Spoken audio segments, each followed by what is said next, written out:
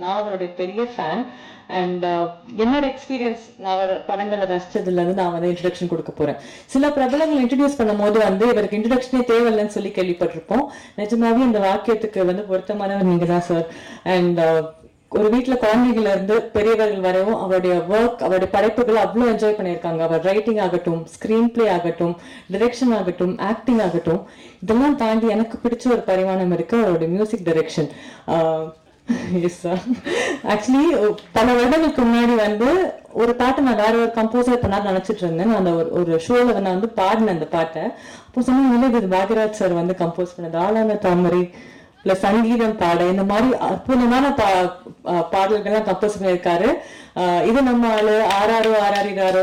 So I think இந்த விஷயம் வந்து நான் இவரை பத்தி சொல்லி கேள்விப்பட்டதில்ல. ஐ திங்க் நான் ஒரு மியூசிஷியன், ஸோ அது அந்த சான்ஸ் எடுத்துக்கிட்டு I want to say this sir. நான் பெரிய பெரிய ஃபேன். Beautiful songs. நாங்கள் ஒரு 4 மியூசிஷியன்ஸ் உட்காந்து அந்த சாங்கை டைசெக்ட் பண்ணியிருக்கோம். பிகாஸ் எல்லாராலையும் மியூசிக் பண்ண முடியாது sir. So truly talented person. I am honour to welcome you on stage. Thank you sir.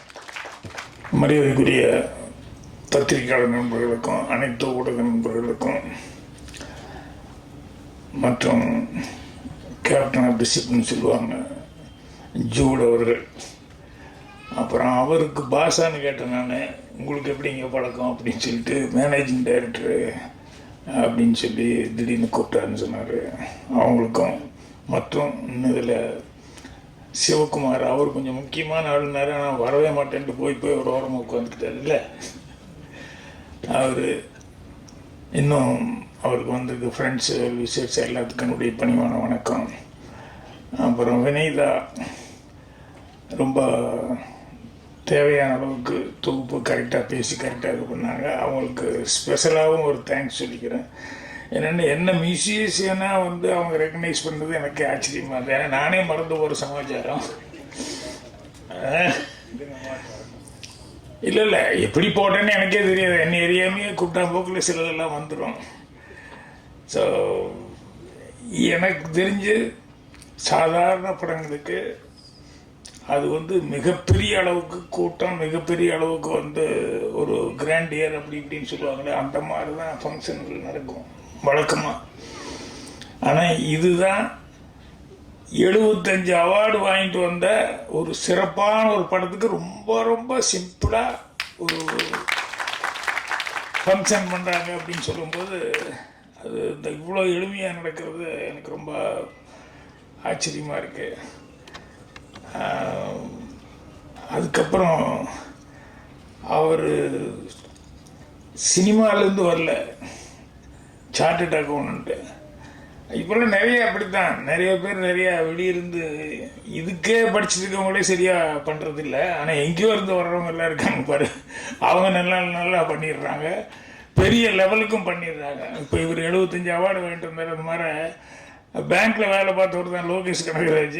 அவர் தபால்னு உடுமலைப்பேட்டிலேருந்து இங்கே ஷிஃப்ட் ஆகிட்டு வந்து ஒரு படம் 2வது படம், அப்புறம் பார்த்தா இப்போது அவரும் பேன் இண்டியா லெவலில் அந்த மாதிரி படங்களாக பண்ணுற அளவுக்கு இப்படி நிறைய பேர் டிபார்ட்மெண்ட்டு மாறி அது. ஆனால் அதுக்குள்ளே வந்து இன்வால்மெண்ட்டு தான், வேறு ஒன்றும் இல்லை. விஸ்வநாதன் ஃபங்க்ஷன் இப்போ சமீபத்தில் நடந்தப்போ அவரும் பாவம் நடிக்கிறதுக்கு ஏகப்பட்ட கஷ்டம் பண்ணி கோரஸ் பாடுறதுக்கெல்லாம் போய், அதுக்கப்புறம் கேவி மகாதேவன் சார் எல்லாம் வந்து நீ பேசாமல் போய் வேறு எதாவது பண்ணு, நீ மியூசிக் பண்ண, அதுதான் சரியாக வருவேன் அப்படின்னு சொன்னதுக்கப்புறம் தான் இதுக்குள்ளே வந்து அப்புறம் அதில் பெரிய கொடி கட்டி பறக்கிற அளவுக்கு ஒரு சூழல் வந்தது. அதனால் யார் எதில் இருக்கோம் என்ன அப்படிங்கிறதில்ல. அதில் இவர் வந்து சார்ட்டர்ட் அக்கௌண்ட்டாக இருந்தால் கூட இவர் வந்து அதை முறையாக ஏதோ ஒரு ஃபேஷனாக வந்து நான் பண்ணணும் ஃபேஷன் அப்படின்னு சொல்லிட்டு அப்படி வந்து சினிமா மேலே ஆசை எடுத்துக்கிட்டு பண்ணாமல் இதை முறையாக நான் கற்றுக்கிட்டு அதை நான் பண்ணணும் அப்படின்னு சொல்லிட்டு அதுக்காக ட்ரைனிங் எடுத்துக்கிட்டு, ஏன்னா அங்கே போய் நின்றுட்டு பெப்பேன் முடியக்கூடாது, இன்னொருத்தர் டிபெண்ட் பண்ணிடக்கூடாது. அதனால் நம்ம தரவாக இருக்கணும் அப்படிங்கிறதுக்காக வந்து அவர் அந்த இதில் வந்து படிச்சுட்டு அதுக்கப்புறம் தான் டைரக்ஷனே பண்ண ஆரம்பித்தார். அப்படிங்கிறது தான் அவர் பாராட்டப்பட வேண்டிய ஒரு சிறப்பு அம்சம். ஏன்னா பணம் இருக்குது அப்படிங்கிறதுக்காகவோ இல்லை ஒரு ஆசைப்பட்டுக்கிட்டோ பண்ணுறது அப்படிங்கிறத விட அதை செய்யும்போது ப்ராப்பராக தெரிஞ்சுட்டு அதை செய்யணும் அப்படிங்கிறதுக்காக அதுக்காக ட்ரைனிங் எடுத்துகிட்டு பண்ணார். அதை பற்றியும் ரொம்ப இதாக சொன்னார். ரொம்ப சந்தோஷமாக இருந்தது. அதுக்கப்புறம் அவர் ரங்கநாத் சார் பேசும்போது சொன்னார், இதில் இவர் பாராட்டுறதா இல்லை அதில் பாராட்டுறதா அப்படின்னு சொல்லி தெரியலன்னு. இதில் பாராட்டுங்க, அதுலேயும் பாராட்டுங்க. ஆனால் அதே நேரத்தில் வந்து இது இவரோட போகிற சமாச்சாரம்.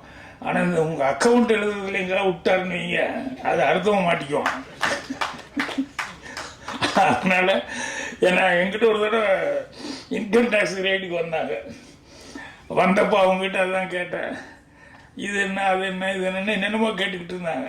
அங்கே யாருமே இல்லை, அக்கௌண்டண்ட்டோ ஆடிட்டரோ யாருமே இல்லாத நேரத்தில் என்ன கேள்வி கேட்டுட்டு இருந்தேன், என்ன பதில் சொல்கிறது. அப்போ தான் நான் சொன்னேன், ஐயோ வேறு மாதிரி நம்ம ஒரு எக்ரிமெண்ட் போட்டுக்கலாமே அப்படின்னு கேட்டேன். என்னென்ன ஒரு வருஷம் பூரா விட்டுருங்க, ஒரு வருஷம் கழித்து இந்த படம் இவ்வளோ ஆக்ட் பண்ணிக்கிறேன், இவ்வளோ சம்பாதிச்சிருக்கேன்னு சொல்லி சொல்கிறேன், கணக்கு சொல்கிறேன், அதில் இது வாங்கியிருக்கேன், மீதி வந்து இவ்வளோ இருக்குது அப்படிங்கிறத சொல்கிறேன், அதுக்கு டேக்ஸ் போடுங்க, அதில் ஏதாவது டவுட் இருந்தேன்னா கிளியர் பண்ணிக்கலாம். இந்த எழுதி வைங்க, டெய்லி சிட்டா மாசான இவ்வளோ செலவு, இதெல்லாம் வந்து வேற ஒருத்தர் பண்ணுறது. அவங்க ஏதாவது கோட்டை விட்டாங்கன்னா கூட நான் மாட்டிக்க வேண்டியது. இப்போ நீங்கள் கேள்வி கேட்டால் எனக்கு பதில் சொல்ல தெரியலையாண்ணா, இல்லை நீங்கள் சொல்கிற மாதிரிலாம் பண்ண முடியாதுங்க அப்படின்னாங்க. அதே மாதிரி இப்போ கடைசியாக அவர் சொல்லிட்டு இருந்தார்ல, செக்யூரிட்டி இல்லாத ஒரு ஒரு இது அப்படின்னா இந்த சினிமா தொழில். இது வரைக்கும் இது தொழிலாகவே ரெகனைஸ் பண்ணி கவர்மெண்ட்லேயே வந்து ஒரு பெரிய இவங்களுக்கு இது ஹெல்ப் பண்ணலாம், அதை பண்ணலாம், இது பண்ணலாங்கிறது வந்து இல்லை. இதாக இருந்தாலும் செக்யூரிட்டி அப்படிங்கிறதுக்கு ஏதாவது ஒன்று கொடுத்தா தான் அவங்களுடைய இது அந்த தொழிலை வந்து அவ்வளோ சீக்கிரம் யாருமே இது பண்ணிக்கல. இது சினிமாக்காரங்களுக்கும் உண்டான ஒரு இது அதுதான். என்னென்னா எல்லா இடத்துலையும் நல்ல மரியாதை இருக்கும் சினிமாவில் இருக்கிறவங்க எல்லாத்துக்குமே. ஆனால் ஒரு சில இடங்களில் போனோம்னா அந்த மரியாதை ரிவர்ஸ் ஆகி போகும். உதாரணத்துக்கு சினிமாவில் இருக்கிறவங்கன்னா ஒரு வீடு அந்த காலத்துலேருந்து இந்த காலத்து வரைக்கும் ஒரு வீடு வாடகைக்கு பிடிக்க என்ன வேலைன்னா அசிஸ்டன்ட் டைரக்டர் இல்லைன்னா சினிமாவுக்கு ட்ரை பண்ணிகிட்டு இருக்கேன்னா போயிட்டு வாங்க அப்படின்ட்டுருவாங்க. அது இப்போலாம் உள்ட்டாக வாய்ப்புச்சு. என்னென்ன முன்னால் கல்யாணம் ஆகாதவங்க அப்படின்னு சொல்லணுமுன்னா சாரிங்க போயிட்டு வாங்க அப்படின்னு சொல்லிட்டு கல்யாணம் ஆனவங்களுக்கு மட்டும்தான் கொடுப்போம் அப்படின்ட்டு இருந்தாங்க. இந்த ஐடி இதெல்லாம் வந்ததுக்கப்புறம் என்னென்னா போனி எனக்கு கல்யாணம் ஆகிருக்குங்க, குழந்தை இருக்குது, சாரிங்க பேச்சுலருக்கு மட்டும்தான் கொடுப்போம்னு. ஏன்னா பேச்சுலர் நிறையா சம்பாதிக்கிறாங்க. அதுக்கப்புறம் 3 பேர் 4 பேர் ஒரே இடத்துல அட்ஜஸ்ட் ஆகிருந்துக்குவாங்க. 4000 5000 கேட்டால் கூட அவங்க 4 பேரும் சேர்ந்து இப்போ 16000 ரூபா வந்து மொத்தமாகவே ஒரு 6000 தான் போகும் அந்த வீடு அப்படின்னு சொன்னோம்னா, இப்போ 4 பேச்சுலர்ஸ் தங்கும்போது 16000 கிடைக்குது. அப்படிங்கும்போது இப்போ ஃபேமிலி மேனுக்கு வீடு தட்டுப்பாடாகி போச்சு. அந்தளவுக்கு சூழல் வந்துடுச்சு. ஸோ சினிமாவில் இருக்கிறவங்களுக்கு வந்து மரியாதை இருக்கிற அளவுக்கு வந்து வெளியே வந்து இதில் இருக்கிற அந்த மரியாதை மற்ற எல்லா இடத்துலையும் கிடைக்குமா அப்படின்னா ரொம்ப கஷ்டம்தான். இப்போ இந்த படத்தில் வந்து அவர் இத்தனை அவார்டு இத்தனை இடத்துல போய் வாங்கிட்டு வந்திருக்காரு அப்படின்னு சொல்லும்போது எனக்கு உண்மையிலே ஆச்சரியமாக இருக்குது. ஏன்னா அவர் எவ்வளோ தெளிவாக இருந்திருந்தே இத்தனை இடத்துக்கு வந்து அவார்டுக்கு அனுப்பிச்சிருப்பார் அப்படிங்கிறது. ஏன்னா போகிறது வர்றதுங்கிறது இருக்குது. இது வரைக்கும் நான் அவார்டுக்கு அனுப்பிச்சதில்லை, எனக்கு தெரியாது அதை பற்றி. ஏதோ படம் எடுக்கிறோம், ஓடுது, ஜனங்க கை தட்டுறாங்க, அதுலேயே போய்கிட்டே இருக்க வழி. இத்தனை வருஷமாக இது இப்படி பண்ணணும் அப்படி பண்ணணும் அது இதுங்கிறது, இது இங்கே கொண்டு போய் காமிக்கணும் அங்கே கொண்டு போய் காமிக்கணும் அப்படின்ட்டு நான் அதுக்கான முயற்சியும் எடுக்கலை. இன்னும் சொல்ல போனோம்னா பார்த்தீங்கன்னா நான் பண்ண படத்தையே எனக்கு அதர் லாங்குவேஜில் வந்து கேட்பாங்க, தெலுங்கில் பண்ணுங்கள் ஹிந்தியில் பண்ணுங்கன்னு கேட்கும்போது நான் சொன்னேன், அரைச்சமாவே மறுபடியும் ஒரு தடவை அரைச்சிட்டு 6 மாதம் டைம் வேஸ்ட் பண்ணுறத விட அதுக்குள்ளே புதுசாக ஏதாவது நான் க்ரியேட் பண்ணிக்குவேன். அதனால் யாராவது எடுத்துகிட்டு போய் ரைட்ஸ் வாங்கிட்டு போய் நீங்கள் பண்ணிக்கோங்க, நான் அதுக்குள்ளே வேறு படம் பண்ணிக்கிறேன், வேறு ஏதாவது கதை திங்க் பண்ணிக்கிறேன் அப்படின்னு சொல்லிட்டு அப்படியே தான் போயிட்டு இருந்தது. அதனால் அவார்டு அது இதுங்கிறதெல்லாம் நான் பின்னால் நினச்சி பார்க்கும்போது என்னதான் இருந்தாலும் இந்த மாதிரி ஒரு சொல்லும்போது அது ஒரு மரியாதையே தனி. ஏதோ நாட்டுக்கு போய் எங்கேயோ போய் வாங்கிட்டு வந்திருக்காரு அப்படின்னு சொல்லும்போது.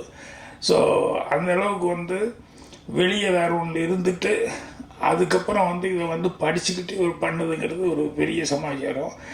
அதுக்கப்புறம் இந்த ஒரு வாரத்தில் முடிச்சிட்டாரு ஷூட்டிங் அப்படின்ட்டு சொன்னாங்க.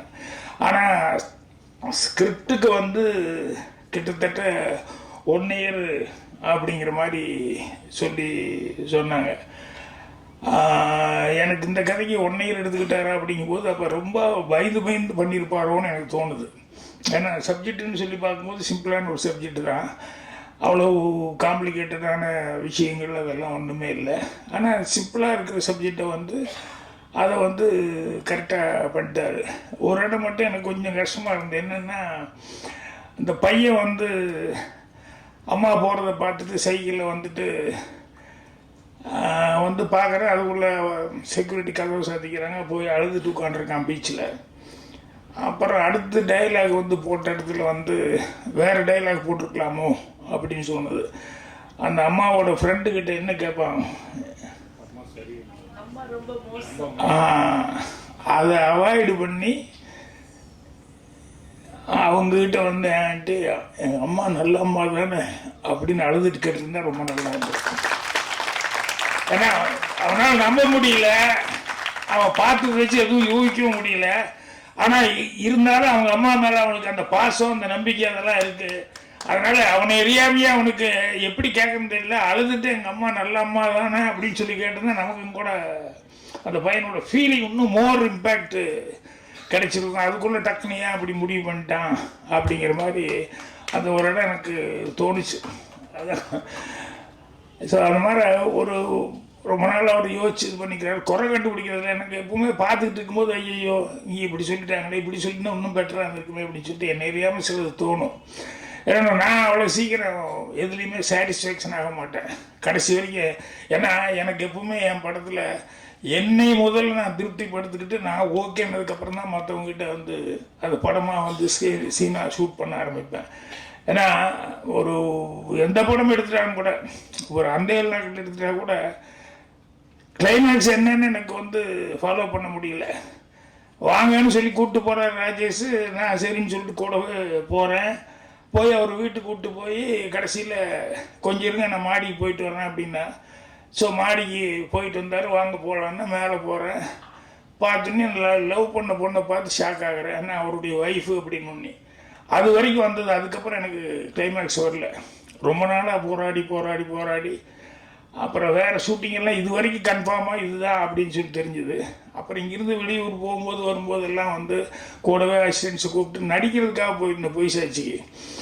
அந்த இடத்துல வந்து போனப்போ மறுபடியும் சாயங்காலம் நேரத்தில் டிஸ்கஸ் பண்ணிகிட்டு இருக்கும்போது ஓல்ட் இஸ் கோல்டுன்னு நான் படத்தில் சொல்லியிருப்பேனே, அது எதுக்கு அது டைலாகோடு வந்து பார்த்தீங்கன்னா, எம்ஜிஆர் பிக்சர்ஸில் ஒர்க் பண்ணவர் ரவீந்தர்னு ஒருத்தர், எம்ஜிஆர் கதை இலாக்காவில் ஒர்க் பண்ணவர். அவர் பானுமதி அம்மா கிட்ட கூட ஒர்க் பண்ணியிருக்காரு. அது டிஸ்கஸ் பண்ணிருக்கும்போது திடீர்னு வந்து அவர் வந்து சார் இந்த தாலி வச்சு எதாவது பண்ண முடியுமா அப்படின்னு சொல்லி கேட்டார். எனக்கு அந்த வேர்டு ரொம்ப ஸ்ட்ரைக்கிங்காக இருந்தது. தாலி வச்சு என்ன பண்ணலாம் அப்படின்னு அவர் சொன்னதுக்கப்புறம் என்ன பண்ணலாமா, இந்த கதைக்கு தாலி இருந்து அதை வச்சு ஏதாவது சொன்னால் நல்லா தான் இருக்கும் அப்படின்னு சொல்லி யோசிக்க ஆரம்பிச்சுன்னு டக்குன்னு எனக்கு கிளைமேக்ஸ் கிடச்சிது. ஸோ ஒரு வேர்டு தான், யாராவது ஒருத்தர் இன்ஸ்பயர் ஆகிறது ஒரு சில வேர்டுகள் இருக்கும். அந்த வேர்டில் வந்து அது வந்தோன்னையுமே எனக்கு கிளைமேக்ஸ் ஓகே அப்படின்னு சொல்லிட்டு அதுக்கப்புறம் படப்படப்படன்னு இது பண்ண ஆரம்பிச்சிட்டேன். அதே மாதிரி வந்து எங்கள் சென்ராஜாவில் அது அம்மாவுக்கும் ஆத்தாக்காரிக்கும் மருமகளுக்கும் ஒத்து வரல. ஆத்தா வந்து தப்பான பொம்பளைன்னு சொல்லிட்டு தெரியுது ராதா கேரக்டருக்கு, ஆனால் நான் நம்பவே மாட்டேங்கிறேன். ஸோ அவங்க வந்து பாய்சன் பண்ணி கொண்டுறணுங்கிற அளவுக்கு வந்துட்டாங்க. அப்படி தான் பண்ணுவாங்க, வேறு வழியே இல்லை. அவங்கள ஜெயிக்க முடியல, இவங்க இருக்கிறது நமக்கு இடைஞ்சல், சொத்து பூரா போயிருக்கும் போது அதனால் பாய்சன் பண்ணாங்க அப்படிங்கிற வரைக்கும் ஓகே கிளைமேக்ஸ். அதுக்கப்புறம் என்ன யூஸ்வலாக எனக்கு தெரிஞ்சது சண்டை போட்டோம் அப்படி இப்படின்னு சொல்லி சொன்னோம்னா அது வழக்கமான ஒரு கதையாக இருக்குமேன்னு சொல்லிட்டு நான், தூயவன் சார், கலைஞான சார் எல்லாருமே உட்காந்துக்கிட்டு டிஸ்கஸ் பண்ணுறோம். ஒவ்வொருத்தரும் ஒவ்வொரு நாளும் ஒவ்வொன்று எந்தோ சொல்லிக்கிட்டே இருந்தோம். அது எதுவுமே எனக்கு சாட்டிஸ்ஃபேக்ஷனாக இல்லை. அப்படி போய் கடைசியில் எனக்கே வந்து திடீர்னு சைக்காச்சு. என்ன எங்கள் ஆத்தா வச்சது விஷம்னு சொல்லி அவ்வளோவா இந்தளவு சந்தேகப்படுறேன். என்ன இல்லடி எங்கள் ஆத்தா அந்த மாதிரி கேரக்டர் கிடையாது, உனக்கு வேணா சந்தேகம் வந்தால் நான் குடிக்கிறேன்னு டக்குன்னு நான் எடுத்து குடிச்சிட்டேன்னு எனக்கு தோணுச்சு. அது வந்தோடனே இந்த யுரேகான்னு ஒருத்தர் ஏதோ கண்டுபிடிச்சோடனே தனி தொட்டிலேருந்து அப்படியே எந்திரிச்சு ரோட்டில் ஓடி வந்தாருன்னு சொல்லுவாங்க. அந்த மாதிரி நானே எந்திரிச்சு கத்திட்டேன் கிளைமேக்ஸ் வந்துடுச்சு அப்படின்னு சொல்லிட்டு. அப்புறம் என்னன்னு தோயவன் கலைஞானெலாம் கேட்கும்போது அப்புறம் இந்த கிளைமேக்ஸ் சொல்லும்போது இது நல்லா இருக்கு அப்படிங்கிற மாதிரி சொன்னேன்.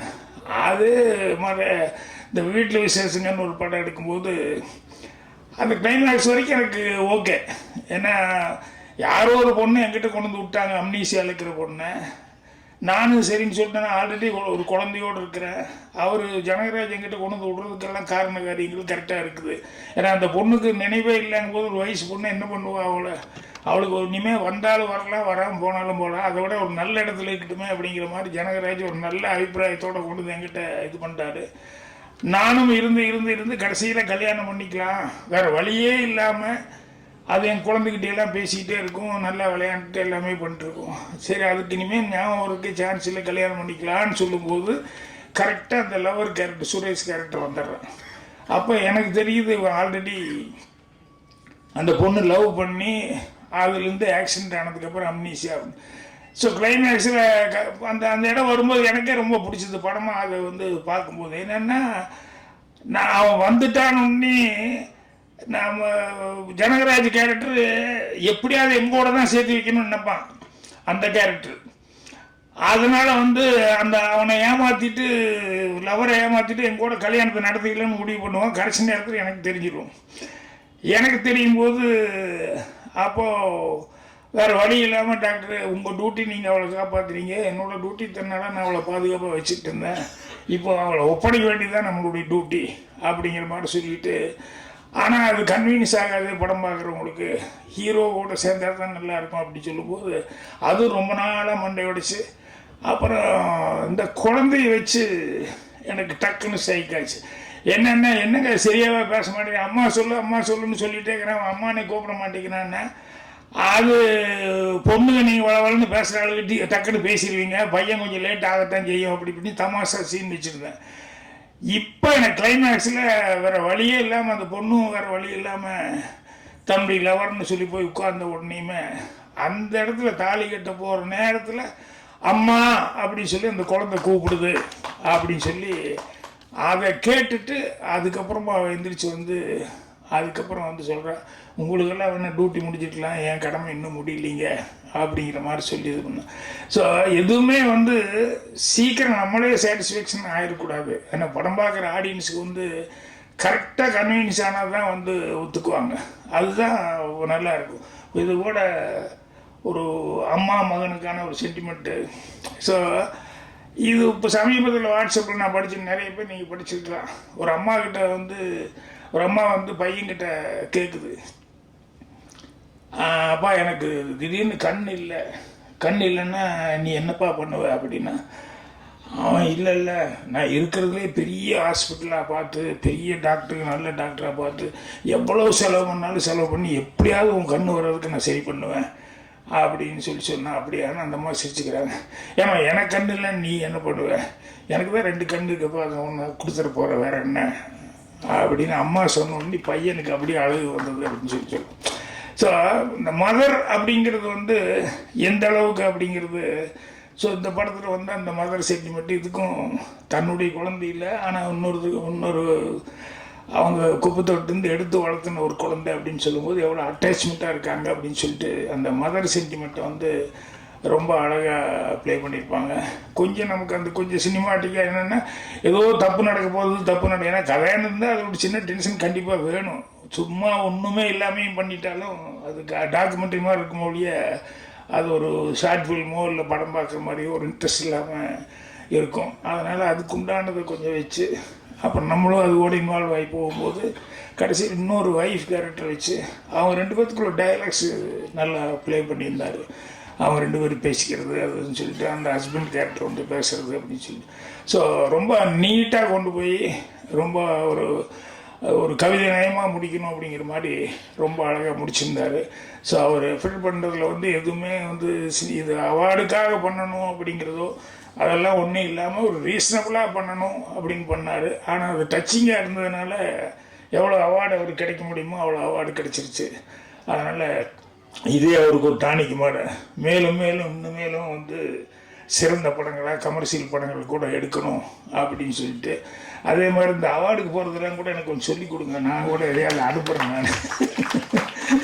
ஏன்னா நம்ம எடுக்கிறோம் திங்க் பண்ணுறோம், ஆனால் இது இப்படி போகணும் அப்படி போகணும் அப்படிங்கிறது வந்து அந்த யோசனையே நமக்கு வரல. ஜனங்க கைதுட்டாங்க, போதுப்பா அடுத்தது பார்த்துக்கலான்னு சொல்லிட்டு இந்த சொல்லுவாங்கல்ல காலம் போன கடைசியில் முடியெல்லாம் ஓட்டினதுக்கப்புறம் தங்க சீப்பு கிடைக்குது அப்படின்னு சொல்லிட்டு இப்போ வந்து நான் அவார்டை பற்றி யோசிச்சுட்டு இருக்கிறேன் பாரு.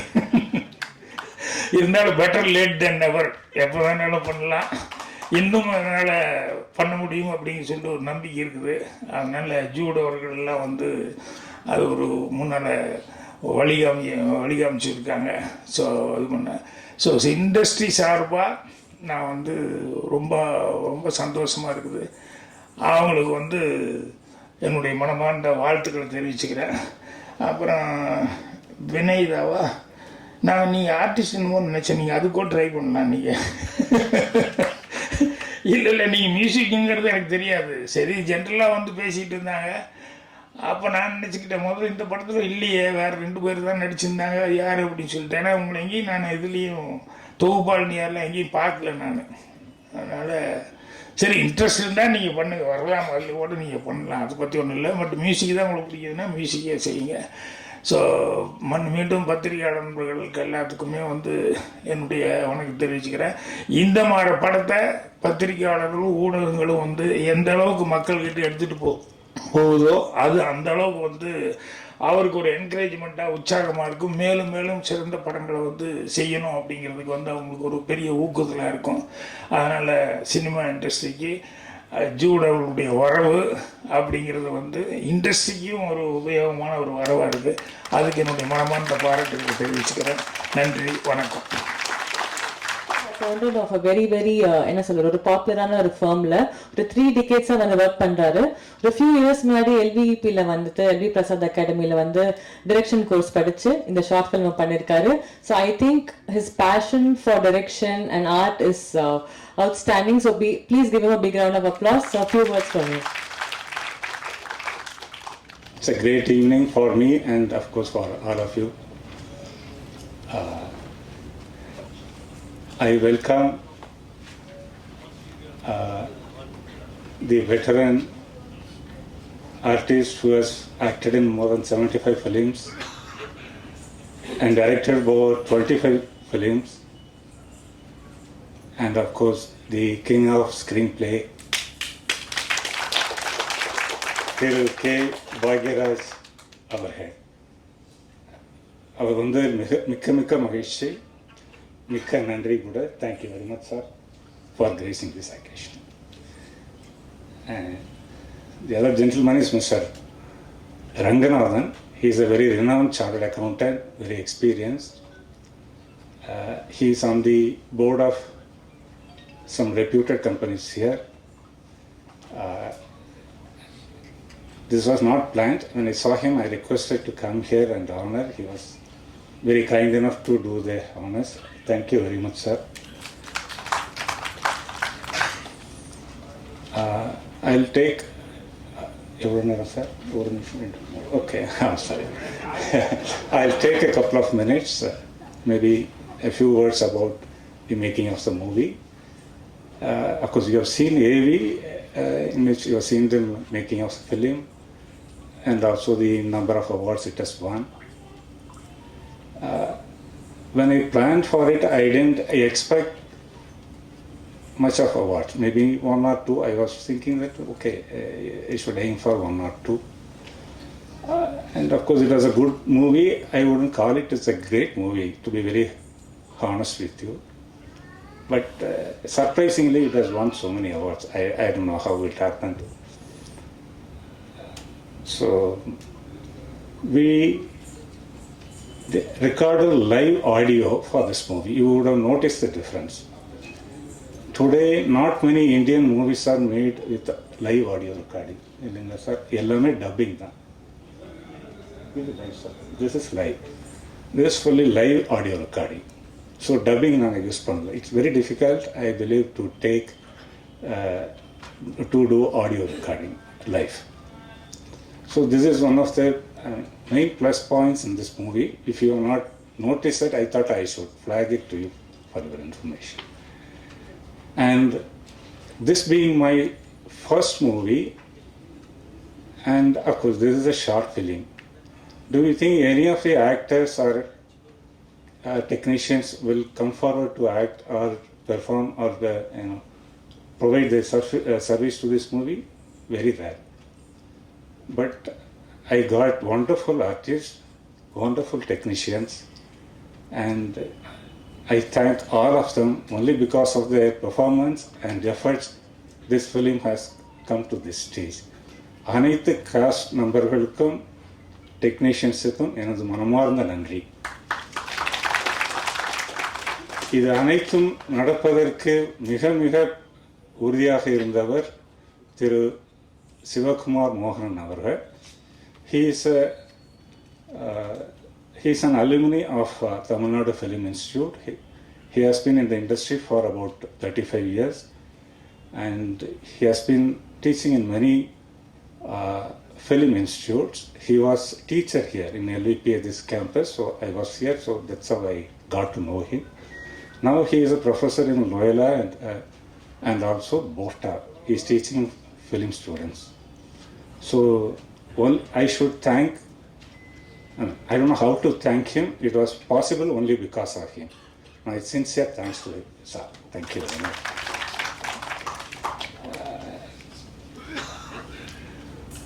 Maybe I think that's all I have got to tell about the movie. But we have seen more about, for the past 45 minutes, we have been seeing only about the film or about Jude and this stuff. So I'll take a minute to share an observation which I noticed while studying here or doing the film. That was everything happened during pandemic. I enrolled for the course here in LVPA. Immediately there was a pandemic and there was a lockdown.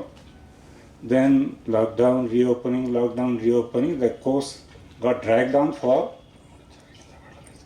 Okay.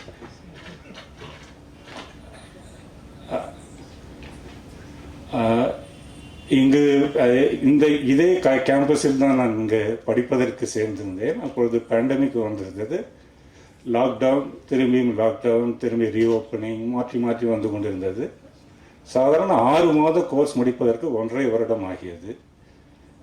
So அப்பொழுது இவர்களுடைய experience எனக்கு தெரிந்தது.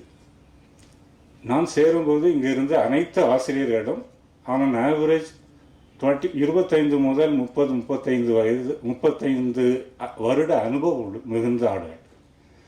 அது screen பிளேயாக இருக்கட்டும், ஹெச்ஓடியாக இருக்கட்டும், சவுண்டாக இருக்கட்டும், live ஆடியோவாக இருக்கட்டும், கேமராமேனாக இருக்கட்டும், எல்லாரும் பெரிய எக்ஸ்பீரியன்ஸ் ஜாம்பவான்களாக இருந்தார்கள். லாக்டவுனுக்கு பிறகு மறுபடி ரீஓப்பனிங் ஆன பொழுது இவர்கள் யாருமே இல்லை. That is effect of lockdown. So I mean I'm just giving you the picture. இதுக்கு மேல் நீங்களே யூகித்துக் கொள்ளலாம் என்ன நடந்திருக்கும், ஏன் அவர்கள் இல்லை, எல்லாமே நீங்கள் யூகித்துக் கொள்ளலாம். அதற்கு பிறகு ஜனவரியில் வி டிட் த ஷூட்டிங்.